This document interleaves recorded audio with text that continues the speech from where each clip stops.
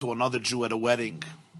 He said, "You remember me?" He said, "I don't remember you. Who are you?" He introduces himself. He says, "You were my student. 3rd grade. You were my student." "Yeah.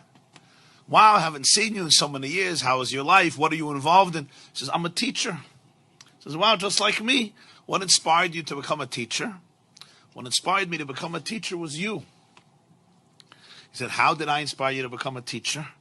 "I saw what an impact you had on me. I realized what an impact I can have on children. I decided to go into education." He said, "What type of impact did I have on you?"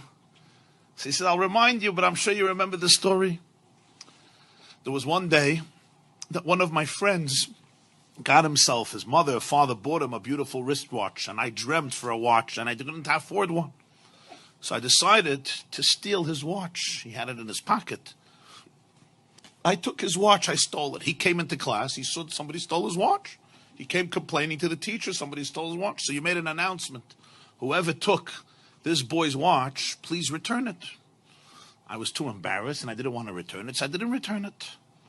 So you locked the door and you said, "I'm going to have to line everybody up and empty their pockets in order to get back the watch."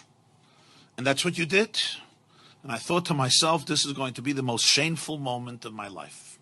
And then you said, "All boys line up at the wall, but I want everybody to have their eyes closed.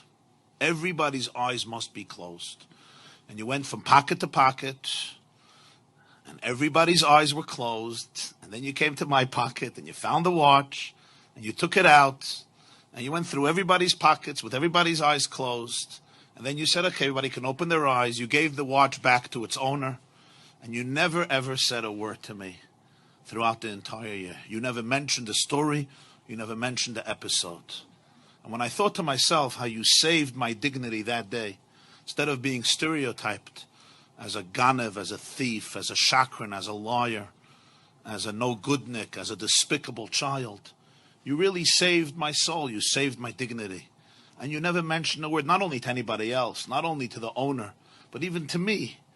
It happened, it's over. I understood the message. And when I looked at that, I saw it. I said, wow, this is what a teacher is. This is what a real educator is. This is what I want to do with my life. And therefore I went into education. The teacher is listening to him and he says, wow, that's amazing. That's really amazing.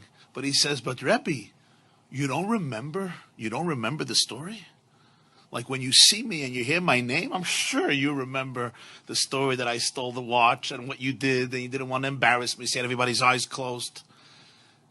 And I'm the person, he says, actually, I don't know. I wouldn't know. I wouldn't know the story. He says, why not? Like, it's a pretty dramatic story. He said, because I also closed my eyes.